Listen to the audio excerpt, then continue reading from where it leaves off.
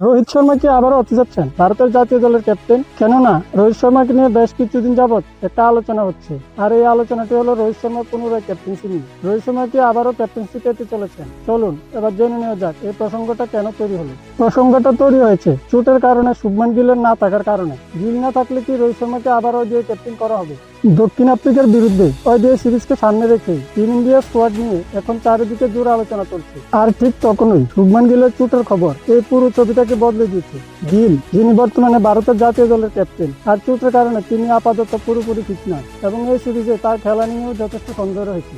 চলতি টেস্ট ম্যাচে চোট পাওয়ার পর মেডিকেল টিম এখনো তাকে পুরোপুরিভাবে ম্যাচ খেলার জন্য ফিট ঘোষণা করেননি, আর এই কারণেই তার দক্ষিণ আফ্রিকার ওই সিরিজে না খেলার সম্ভাবনা তৈরি হয়েছে। এখন সবার মনে একটাই প্রশ্ন, গিল না থাকলে ভারতের পক্ষ থেকে কে সামলাবে ক্যাপ্টেন্সির দায়িত্ব, বা কাকে করা হবে ভারতের ক্যাপ্টেন? আর এখান থেকে নাম উঠে আসছে রোহিত শর্মার, একটা পরিচিত এবং আবেগের নাম। অনেকদিন ধরেই রোহিতের ভক্তদের ইচ্ছে ছিল রোহিত শর্মাকে আবারও ভারতীয় দলের ক্যাপ্টেন হিসেবে দেখার। তো এবার কি ভক্তদের ইচ্ছেটা পূরণ হবে, নাকি তাদের ইচ্ছেটা স্বপ্ন হিসেবে থেকে যাবে? এখন গিলের চোটের কারণে ভক্তরা আবার চাইছে রোহিত শর্মাকে যেন আবার ক্যাপ্টেন করা হয়। সূত্র অনুযায়ী নির্বাচকরা এখন ক্যাপ্টেন হিসেবে রোহিত শর্মার কথা ভাবছেন, কারণ যদি আমরা বর্তমান ভারতীয় দলের পারফরমেন্সের কথা বলি, তাহলে এই মুহূর্তে ভারতীয় দলের রোহিত শর্মার মতো অভিজ্ঞ দিয়ে ক্যাপ্টেন পাওয়া খুব কঠিন। রোহিত শর্মা শুধু একজন ব্যাটসম্যান নন, তিনি সেই অধিনায়ক যিনি বড় মঞ্চে দলকে সামলাতে জানেন, চাপের মধ্যেও শান্ত থাকতে জানেন, আর যখন টিম ভেঙে পড়ে তখন সামনে থেকে দায়িত্ব নেন। আর বর্তমানে যে শুধু শুভমান গিল চোটের জন্য বাইরে আছেন এমনটা নয়, দলের সহ অধিনায়ক শ্রেয়স আয়ারও চোটের কারণে এই সিরিজ থেকে বাদ করতে পারেন।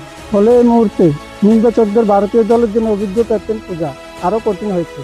তবে বিকল্প হিসাবে KL রাহুলের নাম আছে, ঋষভ পন্থের নাম আছে, আর আছে হার্দিক পান্ডিয়ার নাম। কিন্তু যারা অভিজ্ঞতা, ধারাবাহিকতা আর বড় ম্যাচের কথা ভাবে, তাদের মনে বারবার শুধু একটা নামই আসছে, আর সেটা হলো রোহিত শর্মা।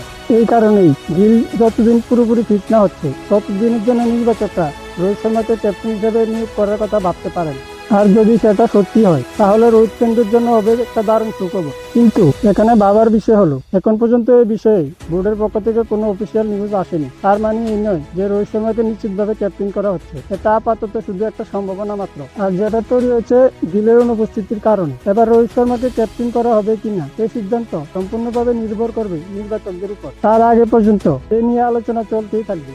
তো বন্ধুরা, আপনাদের কি মনে হয় রোহিত শর্মাকে কি আবারও ভারতীয় দলের ক্যাপ্টেন করা উচিত, নাকি নতুন প্রজন্মে কোনো কাউকে ক্যাপ্টেন বানানো উচিত? কমেন্টে আপনাদের মতামত অবশ্যই জানাবেন। আর ভিডিওটা ভালো লেগে থাকলে লাইক আর শেয়ার অবশ্যই করবেন। দেখা হচ্ছে পরের ভিডিওতে। ততক্ষণের জন্য জয় হিন্দ, জয় ভারত।